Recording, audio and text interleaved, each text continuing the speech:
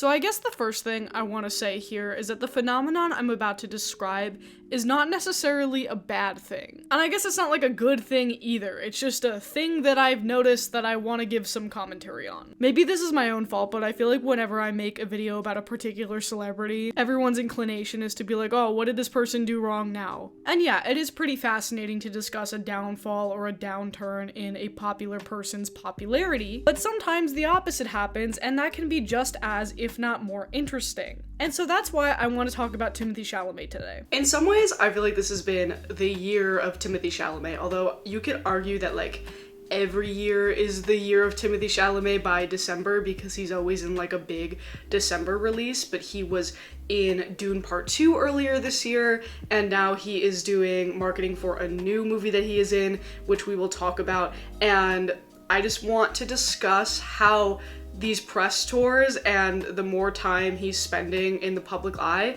is affecting his general perception online. Timothée Chalamet is 28 years old. He's been in Hollywood for quite a while now, but his big breakout role came in 2017 with Luca Guadagnino's film Call Me By Your Name. Chalamet earned a Best Acting nomination for his role in that film, and since then, he's kind of been a critical darling and an it boy. So far, he's been in 2 Greta Gerwig films, Lady Bird and Little Women. He got a taste of the blockbuster life playing Paul Atreides in the Dune series, and he got the chance to portray a young Willy Wonka in a prequel film that came out last year. And so, given this track record of projects, it's entirely sensible that he would be given his shot to play a real person, starring as Bob Dylan in the musical biopic film A Complete Unknown. The weird thing about Timothée Chalamet is that I don't think anyone has ever questioned his acting chops. You know what I mean? Like, I certainly have never doubted him or his capabilities within his work. Like, I've liked pretty much every movie he's been in. I feel like, you know, the origin of Timothée Chalamet discourse has more to do with his earlier work and what movies he's actually been in rather than his performances in them. I guess my prevailing theory here is that a lot of people got exposed to Timothée Chalamet's persona during the run of Call Me By Your Name, which in and of itself is a very sexually charged movie, and so I feel like in a lot of pop culture discussions online, he is often mentioned in like a bizarrely sexualized context. People often call him a twink, he's made fun of sometimes for appearing effeminate, he's not very muscular, he's a thinner, lanky kind of guy, which operates in contrast to the thought of a typical Hollywood leading man. I think his casting in certain films also has something to do with the way that he is perceived. Not necessarily his performances in those films, but like he's been in 2 Greta movies and those are primarily geared toward, or at the very least associated with, women. He's been in 2 Luca Guadagnino films, and his films are generally associated with the queer experience. Meanwhile, as far as we know, he's a heterosexual man and he's dating Kylie Jenner. So like prior to Dune, I think this started turning around a little bit with Dune.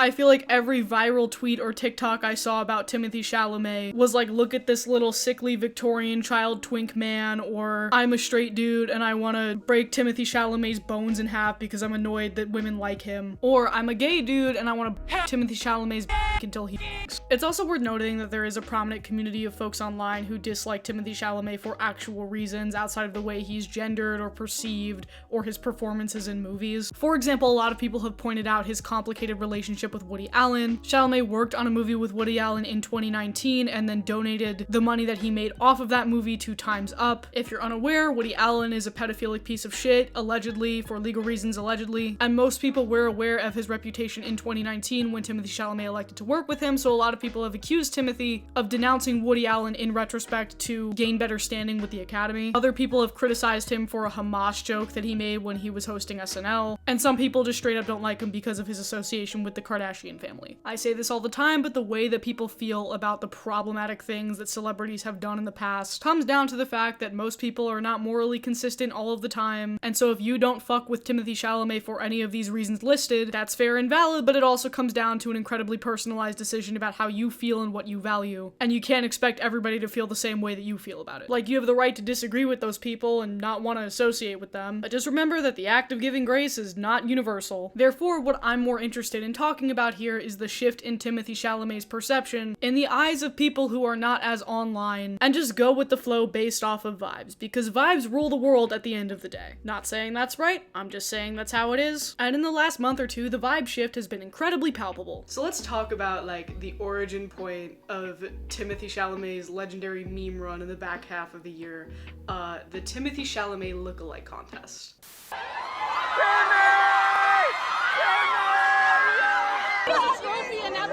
I knew I should have worn the soft sweater.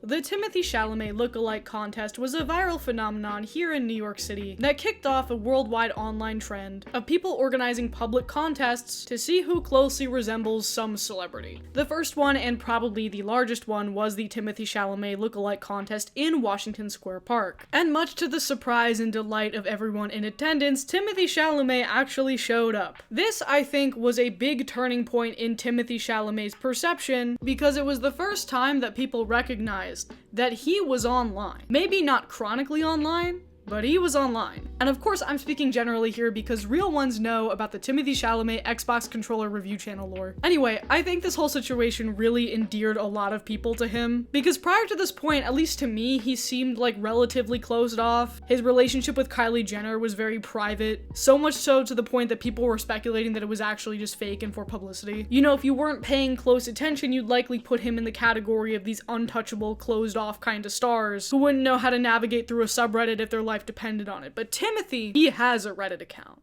He knows what's going on. After this, promotion for Timothée Chalamet's new film, A Complete Unknown, really started to ramp up. And so he's everywhere that you would expect him to be for a typical award season press tour, but they're also like campaigning him to the bro demographic. So let's talk about the College Game Day appearance. Clearly, the whole acting thing is working out for Timothee, but if it hadn't, there's always ESPN. Redhawks defense looks good, but I'm going to underdog Bobcats here. Yes. The internet is losing their minds right now about how great of a sports analyst you are. My hope was I'll be able to pivot and go on ESPN, because, you know, acting's not always a reliable gig. That would be a great pivot. So yeah, Timothée Chalamet knows ball, and that was a really big deal to some people. And apparently, it's helping him market A Complete Unknown, which is a lot to unpack. He also appeared on Theo Von's podcast. Like, he's a step away from Joe Rogan, you guys. It's kind of crazy. In fact, people are arguing that this is the press tour that Tim Walz should have been on when Kamala Harris was still running for president. In the sense that, like, Tim Walz also knows ball and could shoot the shit with Theo Von, but instead they had him out here talking about how, like, Israel has the right to defend itself and shit. Like, if the Democrats want to solve the problem as far as how to win over the white male demographic, look at the Timothée Chalamet A Complete Unknown press tour. It's fucking crazy. And it's just so funny to me because for an actor who was once perceived as, like, this small, delicate, frail flower who's secretly queer and does art films for women, you know, he's incredibly pretentious and has a punchable face, to now be properly recontextualized by both straight men and straight women as your average kinda online sports bro who also excels at theater and therefore can fuck any woman he wants. Like, this is a generational gaming of the vibes economy. He is now a man of the people. He is the Lisan Al-Gaib. I was just informed that Timothée Chalamet is a New York Yankees fan. Yeah. How do you think he feels about the Juan Soto trade?